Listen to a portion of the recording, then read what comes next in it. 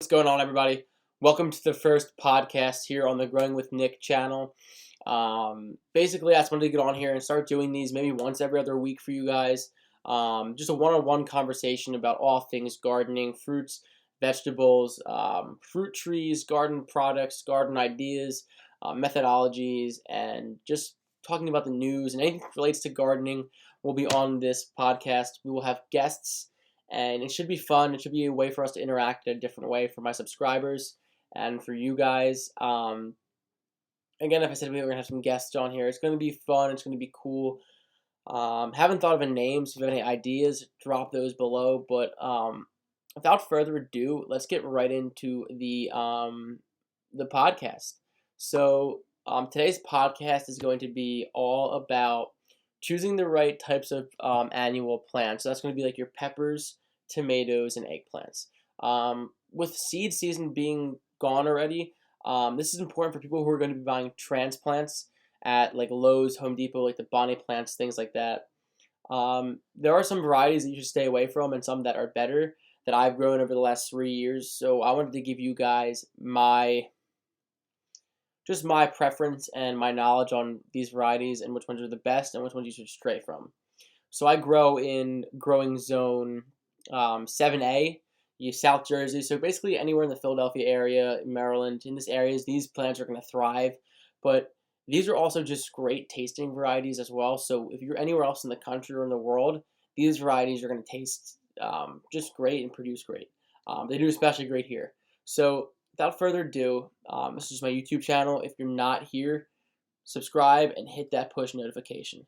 It really helps me out and it helps to spread the garden knowledge around the world and helps people out. I don't even know how many videos I have. It doesn't even tell me, but there's probably about 30, 40 videos on here about all gardening, comprehensive things, growing figs in containers, protecting rosemary in the winter, growing tropicals in New Jersey, adding peach tree, how to grow lemons from seed, how to plant an apple tree, how to prune peppers, how to grow radishes, how to grow tomatoes, Carolina Reapers, how to prune tomatoes. So some updates of the garden, some harvest videos, and just some other garden care tips for you guys. So let's get on with the video.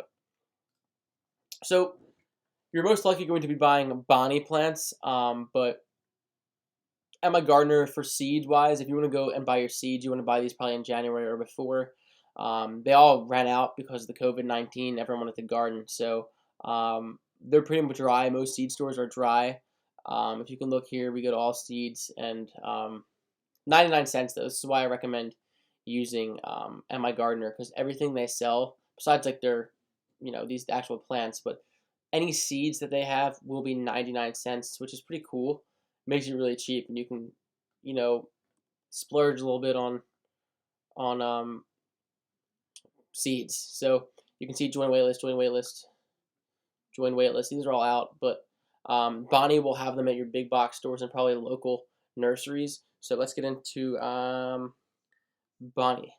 All right, here we have Bonnie. Now these are the most plants you're gonna find in your nursery. You might find like Proven Winners, I think it's called. It's another brand, or Monrovia. There's some different brands that will be sold at the big box store, your local nursery. But these are probably the biggest ones you're going to find, Bonnie, and the most common varieties you'll find no matter what supplier. So let's start with tomatoes here. Most people will grow tomatoes, tomatillos. You can grow those too. I've never grown them, but they look pretty cool. I don't really and explain to you why you should grow them and what I love about them. And just that these are the varieties I pick are my favorite personally. Everyone has their own preference and taste, but from vigor, from disease resistance, from productivity, from flavor, from color, I think these are my top picks and ones that I think you should seek out if you're starting a garden or, just debating on what plants to choose. So again, all about peppers, tomatoes, and eggplants. So let's start with tomatoes here and go through what we're going to be looking at when we get to the stores. So let's just keep Beefmaster, good tomato. Same thing with Better Boy. They're super large plants. They do really well in any climates. I grew one actually in the dunes down the shore was my Better Boy tomato, and it did amazing, super sweet, great for sandwiches, great for slicing. If you want a big tomato, these two are ideal. Let's keep going down here. Again, Big Boy is the same. Big Boy is also pretty much similar to Better Boy. Yeah, they're both slicers, so both taste sweet. Either or will do good. Black cherry is a really good tomato. They're little cherry tomatoes. They have a dark color. They're really ornamental. They're pretty sweet. They produce well, and they're a cool one to have in your garden. Black Prince, also another great. It's a big, dark red tomato. Great in sandwiches, I would say. If you want a nice sandwich tomato, that's it. Keep on going down here. Let's see. What else do I love? Anything that's Cherokee. These two are great tomatoes. They're huge slicing tomatoes. Anything with Cherokee you should get. They're usually high quality heirloom seeds. So, and all an heirloom means is that it's been grown for centuries or really decades. The same genetics being passed down, no crossing, no hybridization. So you know that you're getting quality plants. Cherry tomato, you can't go wrong with just the standard cherry tomato. They're small, they grow well. Yeah. All right. Okay. This tomato looks really cool. Try it out. If you like the way they look, you know, that's a really appealing, aesthetically pleasing tomato. Grow it because it's going to be cool for your garden. If you don't like it, you can scrap it the next year. Try new things. I would recommend every year, but stay to the same main ones you buy. And these will help you pick good ones. So, let's see. You really got to do your research on what you're looking for too, because some will try to. Let's get out of that. Pink Brandywine again. Brandywines are ones you're gonna want to always buy because, again, they're an heirloom and they're just super good, big slicing tomatoes that taste great in anything you put them in. So, Rutgers is also a good tomato. So is Roma if you want to make a tomato sauce. So Roma and San Marzano tomatoes, these two go great in, you know, if you want to make your gravies, your tomato sauces, your marinara sauces, your pasta sauces, your pizza paste, your canned tomatoes. Roma and San Marzanos are just amazing for that purpose because they're really meaty and they have that texture to them that you're going to want.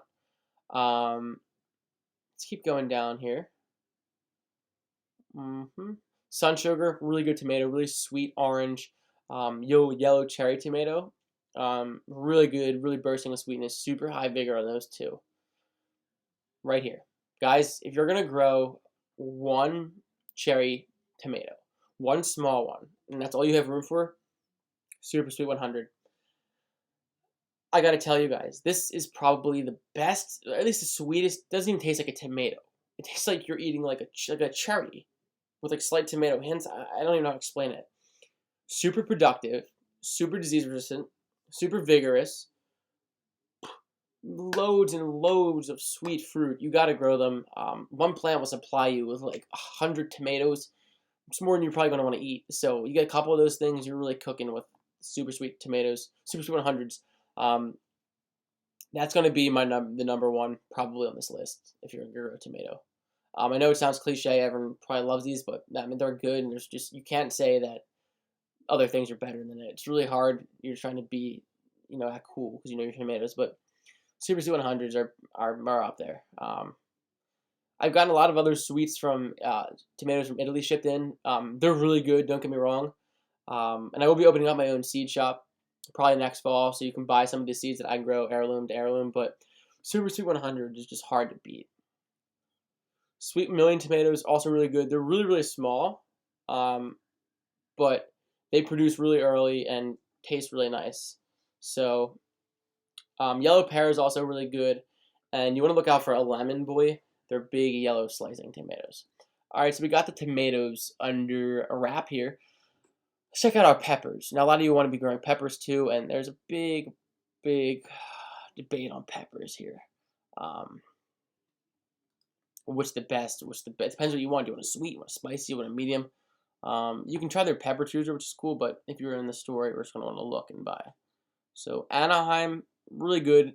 They can really good on grilling peppers. I can grill these up. I Probably grill these up every time I got them with some salt, pepper on the grill, a little olive oil. They were to die for. Very slight heat, barely. You can barely taste it though. They grow really well here in New Jersey. Now, bell peppers. To me personally, I don't think they grow great here. I mean, a lot of people do grow them, but just from productivity wise, you maybe get 3 to 4 off one plant. It takes up a lot of space. They hog a lot of nutrients. It just doesn't make the most sense to me to grow them here unless you have a big farm or big garden and you can really allot a lot of space and time to them. Then that's for you. But if you're on small space or you only have a little bed or you're using the side of your yard, don't grow bell peppers. They're just not going to produce for you as much as you want, and they're going to take a lot of work. That's my only caveat with bell peppers. They taste amazing when you grow them from home. They're so crisp, so sweet, but again, you need a lot of space to grow them to get enough productivity from them. Gotta grow Carolina Reaper. If you like anything spicy, you gotta grow it. Just the hottest pepper in the world, one of them. And it's great for just drying and adding to stuff. And if you like a kick, you're gonna love a kick because this is gonna knock you on your butt. For lack of better terms, I don't know how I can curse on here, but yeah. Chili Red Hot, great little ones, like probably about 2 inches long, and super ornamental looking, but just a great flavor. And they do amazing here, and they produce so heavy and so disease resistant. There's a lot of peppers, as you guys can see. I'm going through the best ones that I find that will work the best for you. Giant Marconi is really good too, really sweet, big pepper. You can get away with them. They're kind of like a bell. It's like a substitute for a bell here. You get more productivity from them. Habanero, guys. Again, if you want to grow a salsa or you want to make pepper jams, pepper jellies, habaneros are just great. They add that really nice flavor to a lot of cuisine. So I recommend growing a habanero. Hot banana, again, it's really good. Long grows great here. Jalapeno, that's a jalafuego. I don't know what that is, but jalapeno, standard, gotta grow them. Great in salsas, great in everything else.